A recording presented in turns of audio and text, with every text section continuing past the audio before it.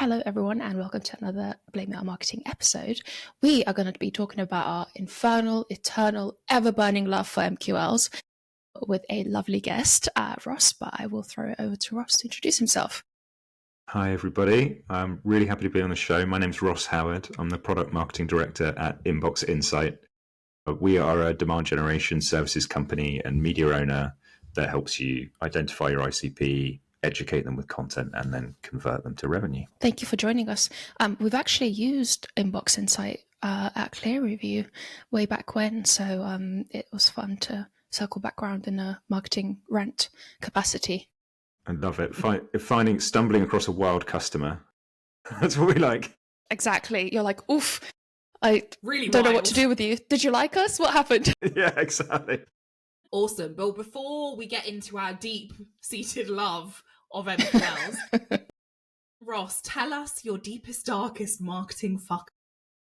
Like, which one? That's my first reaction to that. I have done a few howlers, but the one that is quite memorable and a bit funny, that early days, and I'm going back like 10 years or so, I was running an email marketing campaign promoting an asset around how to do email personalization.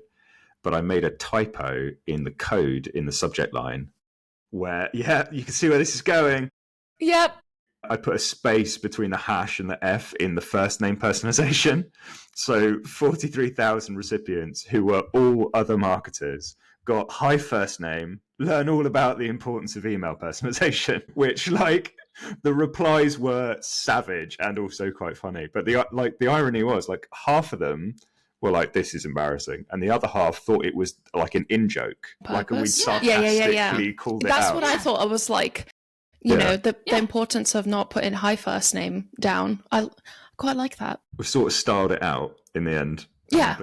Exactly. We put a QA process in and people know to watch me when I'm on the tools now. So let's talk about MQLs. I feel like my intro was like 50% sarcastic and 50% not. MQLs get a lot of bad rap nowadays, especially on social. And I think they do because previously we've kind of defined them badly, given shit leads to sales, and then obviously everyone hates the MQL, but it's not the MQL's fault. It's, how you deal with it. At least that's how I see it. So the reason why we kind of came up with this is because lots of people are advocating for ditching MQLs, which I don't think any of us think is the right kind of move right now. But what's the actual reality if you do want to ditch an MQL? How can companies just do that or not do that? What happens to their marketing process? So one of the things that I've been coming up against this question a lot in conversations with customers and at events when I'm speaking to people. And there tends to be these movements, right, which decry the death of an old tactic and then tell you that you need to move towards some sort of bright, halcyon, utopian future that is going to solve all your problems. And it normally means buying their SaaS, right? So I think there's an element of that in this. Or there's also that there is quite rightly all of those challenges that you mentioned about pain points. You're handing it over to sales.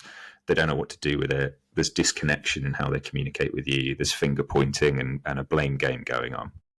And in order to avoid that, people have ended up jumping into sort of, I would say, two camps. There's the ABM crew, and then there's the demand creation, I should say, people. With ABM, it's a really logical thing to do. There are so many databases now. There is so much stuff available to us. What if we just call our shot, right, and go after the companies that we care about? The challenge in that is that not everybody's ready. And a lot of the conversation around ABM now over years has moved from what is it, should we do it, to maturity, how to do it, how to bring people with you. So if you look at the MQL as, this dying art that shouldn't exist, and instead we're just going to advertise to all these companies, you end up in a situation where sales doesn't know anybody at those companies, and those companies might not be ready yet. So you're chucking a ton of resources and operational output into trying to land the whales that you're really interested in landing because they're good for you, but you're not really being buyer first and seeing which one of those are actually interested in talking to you. You're just focusing entirely on sales support output if you're doing it wrong. So that can be a real pain. The other side is that people just haven't done the maths in terms of what's your current run rate of deal flow that you're getting in at the moment, be it through MQLs that need a bit more time to nurture or landing these big accounts. How long does it take to land those accounts?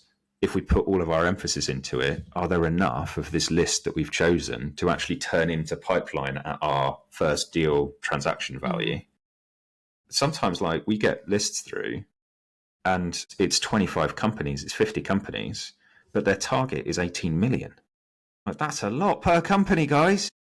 Like, so like you have to educate around like what's greenfield to you, what's inbound that has intent in the market that's, you know, the same lookalike of this ICP, and broaden out, right? Because and also, even if you do ABM, it's still about 5 to 10% of people that are actually willing to buy at any given moment, right? Even if it's ABM, exactly. Like, you're not going to be then converting everyone. That's wild. And also, it's like, I think one of the things that when people talk about ABM, one of the things that I see missing quite a lot from all of the people who are kind of waxing lyrical about it on LinkedIn is the cost of acquisition. Like, ABM is a long game, especially if you're going after bigger companies. You know, you're going to put a lot of upfront money into that. You're not going to see any ROI for a really long time. And, you know, the cost of acquiring those companies and putting in the effort and the relationship building and all of that kind of stuff, if you're doing it right, is going to be really, really high. And most companies, especially startups, you can't actually afford to do that. I think that's the, you know, and it's like, and then you get into these really sticky conversations where people are like, oh, let's do ABM light. And I'm like, yeah, but that doesn't really work because it's just shit. It's just marketing. It's just normal marketing. With maybe a little bit of personalization thrown in for good measure or whatever, or industry segmentation or whatever you want to do. Well, I was talking to somebody I was at the Propolis event in London a few weeks ago, and one of the questions in the Q&A portion was about how to bridge this gap between, okay, we've moved from MQLs, or we're trying to diminish that and go to ABM. But essentially, they were being polite about it, but essentially, like, sales aren't listening. So they weren't listening before when you were trying to set up, this person's engaged with content.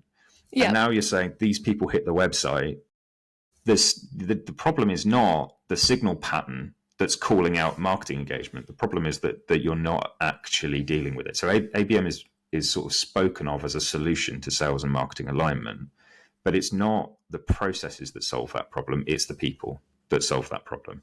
And so if you move into that and you move away from, hi, this director level contact at this place engaged with our stuff and we think they are beginning a buying journey, and you move to this company in general did that process, you actually lose a lot of the traction that sales could have into that account, and it makes it harder for you to talk to that salesperson about what to do, or for them to find hooks into that organization. So I've had a few times where people are asking, like, okay, well, how do you prove that ABM's working? How do you prove that the signals were followed up? How do you end up you end up doing all of the same CRM hijinks that you do around MQLs for justification? You're just doing it for less trackable signals for a longer time horizon to hopefully land bigger deals. You've got to be really aligned in that process anyway. So I think that the tangible nature of a lead is still very valuable. And if you said that there was a salesperson, right, that turned around and said, I'm not going to be targeted on revenue anymore. I think it's old. I think the new thing in my world is not to be targeted on sales I bring in, it's to be the quality of the conversations. Like, nobody would have that from a sales. If a finance function turned around and said, it's not actually about how many people I've invoiced, it's about enter finance metric here, right? So the fact that marketing can turn around and be like, I know the rest of the entire organization expects me to generate leads for this business, but actually we don't do that anymore. Like, that's essentially the reaction that, like, it's because these pundits that are sort of talking about ways of and means of working are able to replace it with different tactics. They are, in certain use cases, it's actually like, check that your organization is ready for you to switch up your game and like try a new era, because if those expectations aren't being met and you actually say, I'm just never going to meet them now, I have a new way of working, and it's led by you, it can backfire. We work with so many companies that still use the MQL, and still are, quite a lot of marketing teams, if we go in, are sometimes, their overarching like KPIs or objectives are around how many leads they generate, those sorts of things, which Ruta and I would always go in and not condone necessarily that the marketing team is targeted on how many leads they generate. But there certainly is a place, like you say, Ross, for this kind of like, okay, a lead has come in. How you now work that lead is to do with how closely you work with your sales team, how your marketing is set up. Do you have actually the resource and the capability to nurture those leads effectively before they become a marketing qualified lead? All of that stuff. But it's really hard for businesses to actually ditch that, especially if that's the way that you've done it traditionally. So kind of like, what's the reality of ditching the MQL if you're in one of those companies? Like, so many companies just can't do it. Yeah, so the if you want to move out away from it, the other sort of camp that it gets talked about a lot, I know that sort of there's the cult of Chris Walker for a while there on LinkedIn that was sort of following, you should just do demand creation, which is like, okay, if we're not going to do ABM, we're just going to holistically do what you all used to call inbound marketing. We're going to push out incredible quality content to market, which is a great idea anyway. We're going to go into communities where we're not going to sell at all. We're just going to add a load of value. We're going to produce our own community where people are going to register and spend all their time there. And at some point, it'll work because we've been educating the 95%. And so when they are the 5%, they'll have so much brand equity and salience and will be top of mind and the most trusted. And it'll just happen. The money. Right. If you've got the money to have that brand equity, which is I'm guessing is part of your point, but yeah. Yeah, it's incredibly wasteful. Like, because you're educating everybody in case they come in market, but in owned and earned channels where you're essentially now more than ever, you are prey to the algorithm. Like before, when we were doing this 5-10 years ago and you were pushing organic out, you knew that there were certain patterns of social reach or certain ways and communities that you could get into, especially from the publishing side. You were building up that audience. But now when you look at the ways that LinkedIn is bringing in a TikTok style video feed, they're controlling and they're soft capping audience reach to the people that already follow you. You're looking at engagement pods where everybody hits share. All of it's a completely different game. So to take somebody that's been a demand gen marketer for their career, they produce content that's valuable and then they push it to the select audience. And ideally that audience is a little bit interested already, which speeds the process up. And you now say, just do it to everyone. Again, it's not actually practical for them to turn on a dime and produce this way. And when they do, there's even less justification to their boss that it's working. So you've got both are like long-term game plays that require a lot of the organization to change their mindset, and the payoff is less predictable. So it's not that the payoff can't be enormous and fantastic and it can work, but I think the thing for me that I view as risky about jumping into each of these channels if you're not set up perfectly, whereas you can divest some of that risk by doing education into lead gen as a funnel is that you can predict those flows, measure it, and improve yourself over time. Whereas with the other ones, they are big bets that are long-term and high investment. Agreed. Just boom. Yes. Shablam, as Emma likes to say. I'm full of that. I'd go for hours doing that. We spoke in our pre-call about people being kind of mad at MQLs and at lead gen in general because it either doesn't work for them, aka they don't get any leads, or when they do get leads, then the kind of conversion rate of those leads into opportunities is really shy. And having come from a business before where lead gen did work, and by the way, we didn't even measure MQLs, we just measured pipeline at that point, and we use things like Inbox Insight. It's all about the quality of what you put in and what you put out there, and then making sure that whoever's following up knows exactly what they're talking about and can talk to the points and address the whatever it is that your content is doing. If you're just putting out some random fucking ebook that has never converted on your website and you think that a lead gen like company or whatever it might be is going to turn this around and make it work for you, it's not. You still have to have quality marketing for it to actually convert and work. And maybe that's why people get so mad at both lead gen and MQL. It's because they are shit. if it's shit, it's shit, right? You need to fix your marketing. It's not the naming of the thing that's not working. It's probably your marketing that doesn't work. Yeah, I can't sing, but I've heard that Harry Styles is very popular. So I think it's how you do it, not necessarily that it doesn't work ever, right? And so that, I think, is a brilliant point. The content is still what drives that engagement with that lead magnet. I was on a training course, and they brought in a brilliant guy called Udi Ledegor, who's the chief evangelist now and was CMO at Gong when they were doing incredible stuff. And he had this really memorable piece of advice, which was make your content so good people would pay for it. Like, keep going until it's so good it's a product of its own, then give it away for free, which is what we were all attempting to do in the old days before we had to generate more and more and more leads and more data. And that doesn't, necessarily mean pay 50 grand for a Forrester report and run it so no one can question if your content was good. It means actually get into the weeds of like, what does this audience care about? Yeah. Let's build something that solves their pain, educates them, and genuinely helps them, and then deliver it at pace to the right companies. That's always how this was designed to work. So that, I think, is a really good point. You still need to have the asset that's going to drive the value.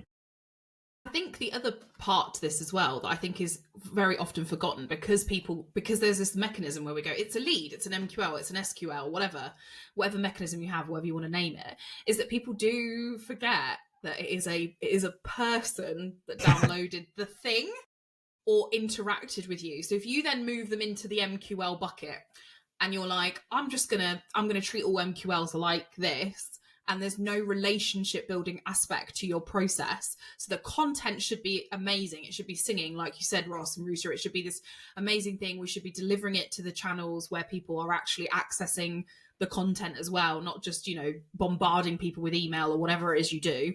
But also, it's the next stage is like, how are you actually building a relationship with the person at the end of it? So that is, I think, partly where some of the challenge is with an MQL, because like when we kick it over to sales, very often what happens is, I sent them 2 emails. They didn't reply. They didn't book a discovery call. Thank you, Lever. See you later. Whereas actually, if you tried to call them once. Yeah. I sent them a LinkedIn connection request. What more do you want?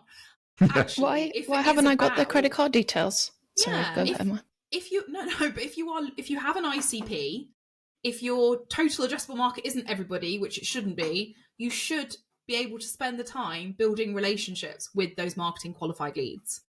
Mm-hmm. That is what the job is, in my mind. So it's like the great content and the relationship building. And then, yes, maybe at some point you might be able to convert those people. That's the way I see it. So like, I think, we've kind of answered the next question, which is what do we actually do? I was going to say the same thing, yeah. Which is the main. But is there anything else you'd add, Ross, other than the amazing content and the kind of relationship aspect to it all? Yeah, I think that's a fantastic point. Like, having an idea of, from a personal level, what sales and the SDRs should be doing with early stage leads to make a connection with those individuals for when they then are readier, more interested. I really go in for personal invite to events or virtual events or deeper one-on-one content engagement that will help them in their research process. If it's on ICP, has high fit, is a good job title, like start prospecting in early just by offering value and not trying to close them too soon in order to bring that company in, further into your marketing materials from a human. I think that really works. I've heard good things about gifting in the same way. People using Sendoso and ReachDesk and whatnot. Like, personally, I think it's overused and a little bit overpriced if you send everybody a coffee voucher, right, and you don't put any work into it.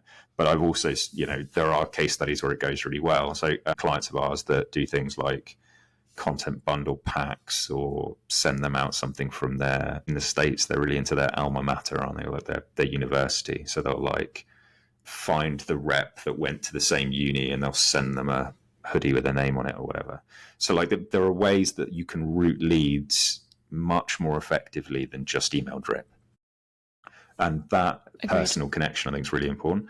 The other thing that I'm seeing and that I'm quite focused on at the moment is the amount of frequency you need to generate against the lead.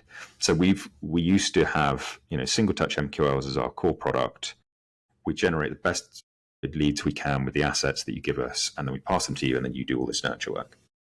Clients are then struggling to cut through with that nurture work. And so now more of that process is coming prior to the lead being passed to the customer. So we've seen a massive increase in double touch campaigns. We've added new product lines that have programmatic and social to do touches to people during that whole buyer's journey to make the campaigns more full funnel and more effective, because you need to reach these people over and over again.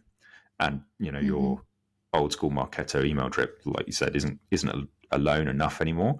But having all of that mechanics internally and all the right data sharing between the partner and you is really complicated. And so, not especially if you're a challenger brand or a disruptor, you don't have access to all the gear.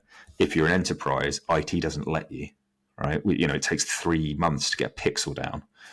So there's these huge difficulties in terms of like, the bigger you are, the more you could do, the more compliance you have to get through. The smaller you are, the scrappier you are, you don't have the budget. So we're seeing a lot of the publisher landscape has to pick up that nurture slack and be your digital trading desk as well, in order to generate engagement like before, during, and after. Pushing towards a more always on mindset into the ICP over time is definitely more effective. Having a look at I just did a research study into B2B tech buyers, and a lot of it is similar to the stats we've all heard, where there's, over 10 people in a DMU. But 11% of the sample had more than 20 people involved in the tech decision making.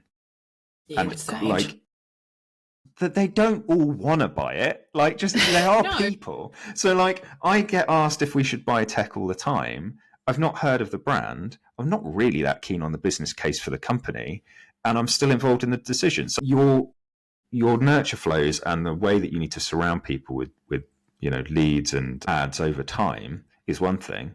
Actually convincing them is about different information needs fed to different personas. So making sure that you're streaming it based on what you know about who's involved in the decision-making process or in the buyer group, and making sure you have something to say to the finance person, something to say to the end user, and something to say to the person driving the business change has to be in the plan in every channel. If that's complex to do internally, that's what we've ended up picking up more and more of when you don't have the headcount yourself or the tech yourself. And to me, that's where the magic of ABM happens, is in those buying committees. That's really what, to me, makes ABM stand out from just picking a bunch of people you want as clients. It's that rounded, everyone is involved. Okay, we know the CFO will be blah, blah, blah, so we're retargeting them here. We're providing content here. We're actively reaching out and seeking these people out, instead of just having oh yeah, this is our lead in the system and this is who we're going to deal with. Because, the more expensive your software, the more complicated that's going to be. And on your point of making sure that you're marketing throughout their journey, oh my God, if you're an in-house marketer and you have an MQL, please don't just stop there.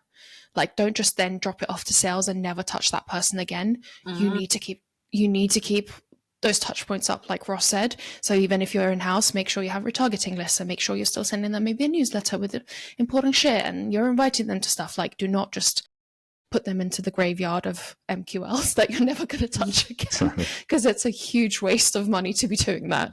Yeah, because you've spent all that time marketing them. You've captured the lead. Yeah. It's why would you now stop? I think for the scrappier marketers out there who are oh my God, how the hell do I do this? So obviously Ross has given some really good examples about content. We've talked about relationship building as well. But also this is where things like communities come in very handy, because you've got this kind of one-to-many opportunity where you've someone's in your community, if they can be actively engaged, or at least lurking, looking at your content, seeing that your customers are commenting on stuff, all of that kind of stuff, being actively engaged with your brand and your community. If your community has a purpose that's not just insert tech company community where you can just moan about the tech, it has to be more than that. then I think, again, that's just a really good way of keeping that relationship going, staying in front of that person. Hockey Stack just did this report a little while ago that basically said we now need 266 touch points to close a deal, guys. 6. Yeah. That's, I mean, too old for partly, this. I feel like Not in my life. challenge around this paradigm is like, not on average, like the challenge with being a data-driven marketer is you think about your strategy in bulk, right? How many leads are going to flow through the funnel? How many conversations of those are, in general, lead to a certain amount of sales engagement? And then what's my pipeline, sales velocity? Okay, I need to put this in to get this out, and we turn it all into the engagement factory. But I'm a lot more interested in what are the levers you can pull on the emotional journey of that prospect to increase the throughput of that funnel and make it more efficient and make it more engaging. One is show them more stuff, 266 touch points, right? Show them more stuff so they can't ignore you. The other is show them better stuff, right? Yeah. Like high quality. Yeah, or show them stuff they, that they trust, that they care about you. So each touch point is more impactful, and that's that community or relationship piece. Although I was having a chat with marketing director of an HR tech brand, who was telling me that at a certain point in the funnel, they bring in an existing customer during the pitch process, and their growth is like above 30% Was it us? per year. Hello, customer advocacy. Who's stealing our moves? Has anybody been listening to this podcast or what? Unless you had a beard and a voice changer, Ruta, I think it's a different person, but I could be wrong. We need to talk about this after. I thought it was a great move, and like if you can prove that you have like this engaged cohort of customers, and you can turn that into something like Clay are working really hard at building out their, like Salesforce did in the old days, building out their channel of experts that can help you and advocate for you, and then cutting them in like affiliates to make sure they're really motivated. All of these moves are a way to establish yourself in the category and speed up that pipeline conversion.